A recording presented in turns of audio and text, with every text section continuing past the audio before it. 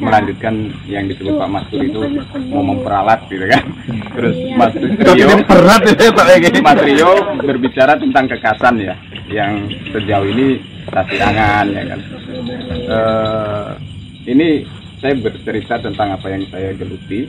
Jadi salah satu yang khas di Kalimantan itu juga kayu ulin, pasti Mas Rio tahu. Yang terkenal itu adalah kekuatannya. Tapi biasanya ketika orang bicara kekuatan itu berarti dia kayu ulin sebagai bahan bangunan, ya kan, tahan lama. Tapi dari yang saya tekuni ternyata ada aspek lain dari kayu ulin. Jadi yang pertama nilai eksotisnya dulu. Kayu ulin itu untuk di Indonesia sekarang ini hanya ada di Kalimantan. Lalu di negara lain itu yang ada Malaysia, Filipina, lalu Brunei Darussalam. Nah, dari pertumbuhannya bisa dicari di Wikipedia, nama latinnya itu Eusi Peroxylon Swageri. Rata-rata pertumbuhan dihitung dari dia kecil sampai besar. Per tahun pertambahan diameternya tuh hanya 0,55 mm. Jadi kalau berdasarkan rata-rata itu, ketika dia mencapai diameter 30 cm, kira-kira dia memakan waktu hampir 700 tahun baru segini mungkin ya. Itu satu. Lalu yang kedua, jenis kayu ini kan diburu, banyak ditebang kan. Kemudian menyisakan sisa-sisa tebangan tadi yang kemudian diproses oleh alam, membentuk relief yang alami, dan banyak diantaranya juga menyerupai objek tertentu. Misalnya yang ada di saya itu ada yang menyerupai kuda laut, menyerupai burung. Nah, itu yang dikatakan Pak Jainal tadi, tanpa diukir sudah bagus. Dan karakter kayu ulin ini pun tanpa divernis sudah mengkilat ketika mengalami perlakuan pembersihan yang tepat gitu kan. Ironisnya gitu kan, di sini itu hanya dibakar gitu. Sisa-sisa tebangan tadi diambil orang, dibawa ke tungku arang atau ke peternakan ayam atau ke kalau jagung itu untuk pengeringan jagung. Itu untuk dibakar, karena memang kayu ulin ini menghasilkan panas yang luar biasa ketika dibakar. Bagi masyarakat sini ketika saya mengerjakan, kebanyakan melihat apa sih gitu, bingung ya. Tapi bagi masyarakat luar seperti Pak Jainal dari Jakarta bersama teman-teman dari Lasnas Pak, ya, melihat, bahkan salah satu ibu ngucap, wah ini saya lihat begini di Hotel Shangri-La Pak ya. Ibu bilang, ini saya lihat begini di Hotel Shangri-La. Nah, hanya kemudian ada kendala gitu ya. Untuk mengharap ada pasar seni di sini untuk saat ini belum mungkin masih berapa tahun lagi gitu kan. Tanpa pasar seni saya nggak bisa mengekspos barang saya. Pameran pun yang saya ikuti hanya pameran lokal gitu. Sedangkan barang ini pasarnya yang paling bagus untuk domestik ya Jawa dan Bali gitu kan. Kalau di sini orang, sekali lagi saya ulang, bingung ini apa gitu kan. Walaupun bagi masyarakat luar itu sangat bernilai. Untuk menarik perhatian dari luar Kalimantan perlu banyak yang mengerjakan kan sebenarnya. Jadi barang itu banyak lalu orang, wah di sana ada ini. Kalau hanya saya atau mungkin 1-2 orang lain mengerjakan, tenggelam kan, tidak terlihat. Nah, tapi memang itu impian saya, mengajak banyak orang mengerjakan. Tapi kita tahu kecenderungan masyarakat kita kalau belum terbukti menghasilkan, nggak akan ada yang ikut. Mungkin saya malah diketawain, sampean aja belum berhasil ngajak-ngajak gitu kan. Nah, ini saya mau nitip ke Mas Rio untuk juga ikut menginformasikan gitu. Mungkin nanti saya bisa minta kontaknya untuk kirim foto-foto barangnya. Jadi sebenarnya hal ini saya lihat gambar ini memang menarik banget. Itu apalagi untuk di hotel-hotel ya. Iya, betul. Di hotel-hotel itu memang jadi daya tarik sebagai, dan nilainya tinggi, nilai estetik kan sebenarnya. Kan anak-anak muda sekarang juga melihatnya harus estetik kan ya. Jadi itu memang menjadi salah satu, tapi itu pasarnya kayaknya harus ke hotel-hotel. Nah, saya minta tolong Mas Rion itu nanti Nah. bertemu orang-orang pengusaha dan Ya, jadi sebenarnya kalau itu lebih diperkecil, persenannya ada. kalau itu lebih diperkecil, ada bikin sebuah miniatur ciri khas. Kalau Mas ya, Masnya berkunjung ke Jogger, ke Krishna di Bali sana, mereka punya sebuah miniatur kayak bentuknya topeng segala macam yang menjadi sebuah ikonik juga dari bahan kayu. Bahkan saya juga pernah waktu ikut pemilihan Utu Alusa Sirangan, belum ada bola bingkai jukung namanya, sebuah miniatur kayu dari kayu bekas palet.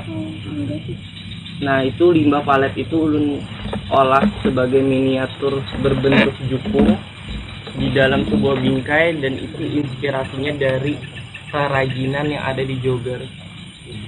Nah, mungkin dari Masnya sendiri bisa tuh nanti bikin miniatur seperti itu, dan pangsanya itu wisatawan, bukan cuma sekedar yang besar-besar, karena itu pangsanya pengusaha-pengusaha.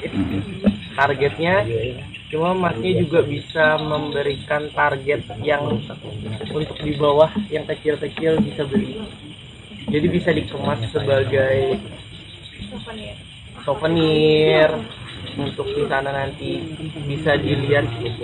Coba saya cari, banyak banget di Bali itu kerajinan-kerajinan yang memang berbentuk kayu juga mereka. Jadi itu yang menjadi sebuah souvenir bagi mereka sebenarnya. Semacam plakat, bentukannya berdirinya seperti plakat, cuma estetiknya dari kayu yang berbentuk misalnya topeng segala macam, karena itu tadi bentuknya alami ya. Mungkin misalnya ada yang kecil bisa ditambahkan bawahannya untuk Bisa, Pak Zainal, ada. jadi standing produknya itu. Nah, Iya. itu bisa misalnya dari Pak Kadis mau bikin sebuah pusat oleh-oleh khas tanah laut yang konsepnya semacam Krishna atau Jogger, sepertinya bisa menjadi daya tarik. Tapi itu benturannya ke tadi Mas, karena ada daerah prioritas wisata ya Pak ya, kucuran dana dari pusat juga terbatas gitu kan. Itu Mas kendala tuh, makanya nitip ke Mas Rio nih. Gimana tuh? Dibagi gitu, nah pas gilirannya IKM ya belum utama lah gitu, belum prioritas. Mungkin menggait Kami pengusaha-pengusaha. Sangat menginginkan yang dana pusat itu sebenarnya. Sayangnya kalau dana pusat mensyaratkan menjadi daerah prioritas pariwisata. Mudah-mudahan Mas Rio Pak bisa Pak mengubah tanah laut ini menjadi daerah Ya salah satunya kan prioritas. mau audiensi dengan teman Parekraf. Ya. Makanya mindset pusat harus diubah. Kalau daerah yang sudah wisatanya berkembang, IKM-nya itu tidak ada intervensi dana alokasi khusus dari kementerian aja. Dia sudah dapat ekonomi dari kunjungan itu. Dia sudah dapat nilai ekonomi. Ya IKM-nya mandiri. Justru daerah yang belum jadi pariwisata IKM-nya didorong kan gitu. Ini yang sudah putarannya kenceng makin kenceng, putarannya lambat makin lambat. Nah, ini lanjut juga Mas Rio tadi yang di Mas Dayat nyambung tadi, Mas Rio bicara tentang produk di Bali, Mas Dayat bilang bahannya dari sini, itu ya cukup memprihatinkan juga itu terjadi gitu. Jadi kayu ulin di sini dikirim di sana diolah karena di sana ada pasarnya. Nah, kami di sini ini ya mau ngerjakan pun bingung mau ngelempar kemana gitu kan. Oke, sebenarnya di sana karena gerbang internasional ya, untuk kunjungan datang jadi aksesnya lebih luas. Sebenarnya itu bisa kita kerjasama dengan para penjual di sana. Jadi kita ekspor barang kita ke Bali untuk mereka jual. Bahkan saya pernah di tahun 2017 itu saya buat tas belanja dari Sasirangan, modifikasi Sasirangan. Itu saya ada ngirim 300 piece ke Bali dan terjual habis. Tapi karena ada kendala lain, pekerjaan kuliah dan segala macam, hal itu tidak berlanjut.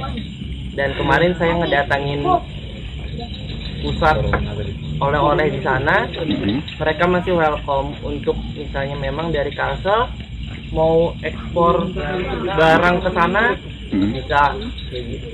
Misalnya dari Mas siapa? Sandiko. Nah, itu misalnya miniatur misalnya kayak tadi miniatur bisa kita olah jadi kita kirim ke sana. Jadi kita memang membuat produk jadi yang kita ekspor dan kita jual ke provinsi lain. Jadi nggak apa-apa, ibaratkan kita udah punya pasar di daerah kita, tapi produk kita masih punya pasar di daerah lain. Atas spek lemnya misalnya ada di miniaturnya itu ada plat besi yang memang menerangkan brandnya Masnya, terus alamat pembuatannya. Nah itu menjadi mereka nanti nyari, oh ini asalnya dari Banjarmasin atau dari tanah laut. Nah itu menjadi daya tarik, misalnya mereka penasaran mau lihat dong pembuatannya dan macam-macamnya lagi di Kalimantan Selatan. Jadi nggak usah khawatir bahwa ya mungkin bahan baku kita kirim mereka bikin, oke, tapi kita juga punya produk yang kita bawa ke sana untuk dijual. Oke, izin kawan-kawan semua, untuk acara perkenalannya atau diskusi kita malam ini kita tutup dengan membaca Alhamdulillahirabbil alamin. Assalamualaikum warahmatullahi wabarakatuh. Waalaikumsalam.